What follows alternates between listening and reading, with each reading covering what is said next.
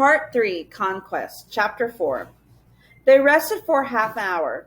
The professor was weary, though he tried hard not to show it. He talked about the swamp gaboons. I hope you realize what a valuable lesson you all learned just now. Tom said, You mean about turning the other cheek? Yes, that's part of it. There will be many times in your lives, at school, and more particularly when you are grown up, when people will distract or divert you from what needs to be done.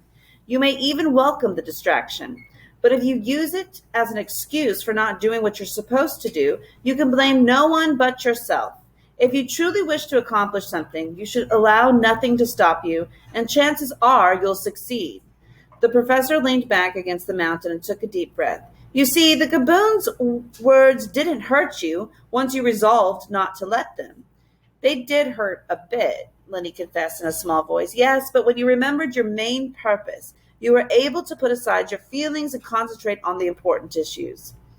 He mopped his brow. I think we should try to push on. They followed him as he slowly and laboriously climbed the steep and narrow path. The children shuddered as they looked down at the ground hundreds of feet below. The professor began to act in a way that was very unlike him.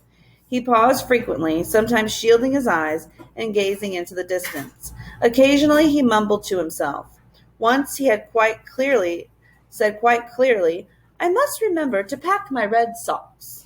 The children could only think that the whole incredible search for the Whangdoodle had become too great a strain on their good friend. They clustered around him lovingly in an attempt to encourage him. Ben said, Look, Professor, how near we are to the castle. They could see now that the pure, transparent crystal was buttressed by huge pillars of milk-white glass. The turrets were like the creamy frosting on top of a birthday cake and seemed to be reaching to touch the red sky. Higher and higher they climbed. The altitude made them all short of breath, and the professor gasped and moved more slowly with every step. Suddenly he stopped and leaned against a rock. He shut his eyes. My dears, he said in a tired voice, I do not think I can go any farther. You must go on without me. They all spoke at once. But that's impossible, Professor. We'll never make it without you. We're so close. If you could just try, just one step at a time. He raised a hand and wearily. No, you don't understand.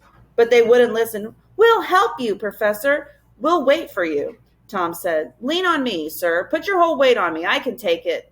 Ben ran ahead to a bend in the road. When he turned the corner, he was so staggered by what he saw that for a moment he could not move. Then he raced back to the professor. Sir, you have to go on, he cried. We're there. We're actually there. I found the bridge. It's around the corner. All we have to do is cross over it and reach the palace. Come and see for yourself. Come on, Professor. You can do it. You can.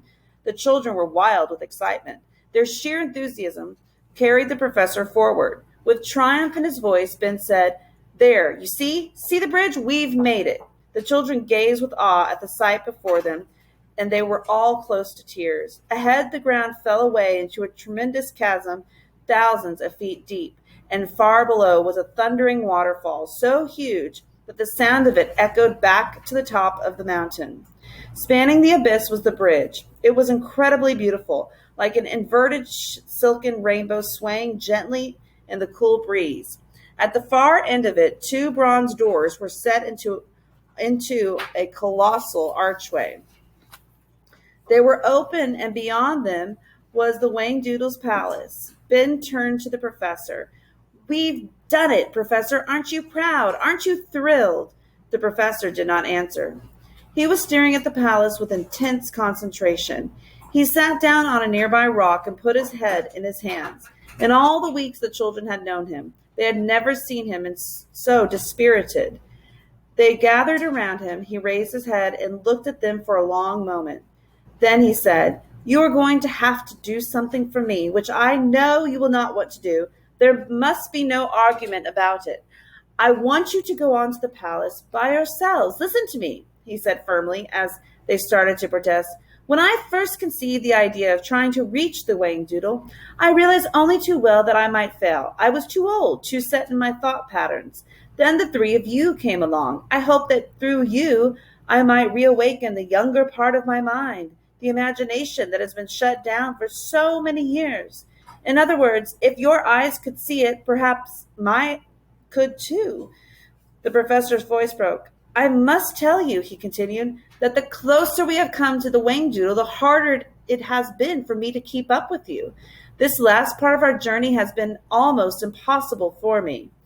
But we wouldn't be here if it weren't for you, Tom burst out. We didn't help you in the other way. It's the other way around. You helped us. You made it all possible.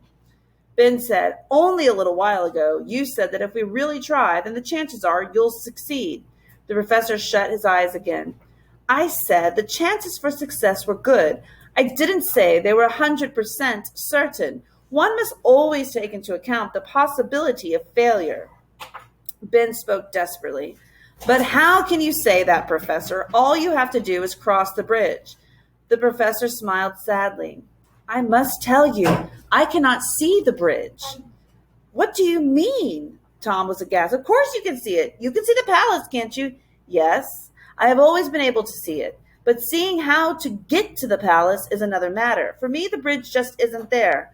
Only the chasm. The boys fell silent. Lindy said in a choked voice, You should have had a scrappy cap. She burst into tears and rushed into his arms. I didn't think that all this would happen, she sobbed. I just can't bear to think of you not going with us. It's too sad. Are you sure you've tried hard enough? Asked Tom.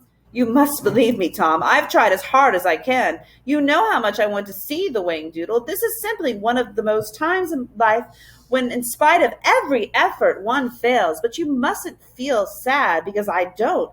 Without you, I wouldn't have been able to get this far. Ben said determinedly, Professor, I don't care what you say. If you can't go, then I won't either. Tom and Lindy agreed instantly. No, that's right. We won't go without you. The professor blinked hard and said, That's very dear and just like you. But you will go on, and I will tell you why. Because for me, it will be the next best thing to being there. I will wait here for you. I shall be perfectly all right. When you have seen the Whangdoodle, you will come back and tell me all about him, every single wonderful detail. Now be off with you. I don't want to see your faces again until you bring me the news of the Whangdoodle. By the way, send him my fondest regards. Tom said sharply, Look at the wiffle bird. What's the matter with her? She had been sitting quietly on the silk supporting rope of the bridge. Now she was strutting up and down stiffly as if hypnotized. What on earth? The professor rose frantically, looked up, and recoiled in horror. Look out! He shouted. The sky became suddenly dark. The children had a glimpse of a monstrous head with a huge, sharp, pointed beak coming straight towards them. It was the Gyroscotus. Too late. The wiffle bird flew into the air. Startled out of her trance, she screamed, Mayday! The children flung themselves clear of the slashing talons. The professor bellowed in dismay. No! He cried, No, no, no! You shall not do this! In desperation, he found strength. As the Gyroscotus banked around for another attack, he took a firm grip on his umbrella. Then the huge bird flew past him. He swiped at it with all his might, giving it a resounding thwack, then sent it careering off course. He yelled to the children, Run! Run to the palace! What about you? Ben cried, horrified. I shall be all right, I promise you. Now go on. The children ran towards the bridge. The professor jumped up and down and waved his arms wildly. Come on, you devil! He cried out to the giant bird. Let's see what you're made of, you big, dumb, pea-brained bully. The Gyroscotus was diverted by the noisy, dancing figure. It swooped down for another attack. As the children clattered onto the slats of the bridge, the professor put his back to the rock, and using his umbrella as a sword, he fought the monster with the last ounce of his strength. The Gyroscotus screamed with outrage. One giant claw reached out for the tired and desperate man. It picked him up as though he was a rag doll and dashed him against the rock. The professor fell to the ground in an unconscious heap. The children were running so hard for the palace they did not see what was happening behind them. Ben was in front with Lindy. Tom was so close behind and the wiffle bird just above his head. They had not realized that the bridge was so long. Their frantic chase made it sway dreadfully, and Lindy gasped as she glimpsed at the boiling, foaming river thousands of feet below. Ben, don't go so fast, she cried. Her foot slipped between the slats and she crashed to her knees, crying out in pain. Ben turned to help her and suddenly screamed with fear, "Look out, Tom!" The giant Scutus was only inches away from Tom. There was a rushing wind and that moved the bridge violently from side to side. Ben and Lindy clung desperately to the guide ropes. Tom felt two sharp claws hook into the shoulders of his jacket, and he was lifted high out over the chasm. The wiffle bird went berserk. With a shriek, she rocketed towards the giant Scutus, aiming straight for its eyes. Her brilliant feathers momentarily blinded the monster, and it flapped desperately back over the bridge. Ben scrambled to his feet and flung his arms around Tom's leg just as he passed overhead. The giant Scutus pulled, and Ben hung on with all his might. The wiffle bird attacked again and again. Sick with fear, Lindy managed to cry, "Undo your jacket, Tom! Get out of it!" Tom heard her.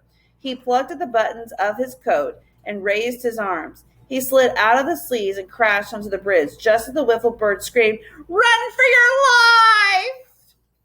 She flew at the giant Scutus again, and the children picked themselves up and raced the last 100 yards to the huge burnished gates. Then a terrible thing happened. The confused giant Scutus was trying to rid itself of Tom's jacket. The giant wings were thrashing, and the wiffle bird was helplessly caught up in the whirlwind. She received a mighty blow that knocked her to the bridge, where she lay horribly still. Tom gave an agonized cry and raced back to her side. "It's all right, wiffle bird. I'm here. I've got you. It's all right." He picked her up gently. Ben was yelling, "Tom, come on!" Tom looked up and saw that the giant Scutus was coming at him once again. He began to run. It was a desperate race. The three children stumbled off the swaying bridge and under the tall archway, with the giant Scutus only a few feet behind them. "The doors! Close the doors!" Ben flung himself against one side, and Lindy and Tom pushed hard against the other. With a mighty clang, the great bronze portals closed, and the enraged giant Scutus slammed into them. The earth trembled, but the doors held. The children leaned against the cool metal, fighting to regain their breath. When they had recovered sufficiently to turn around and see where they were, they received yet another shock. Standing in front of them was the Proc. Is that it?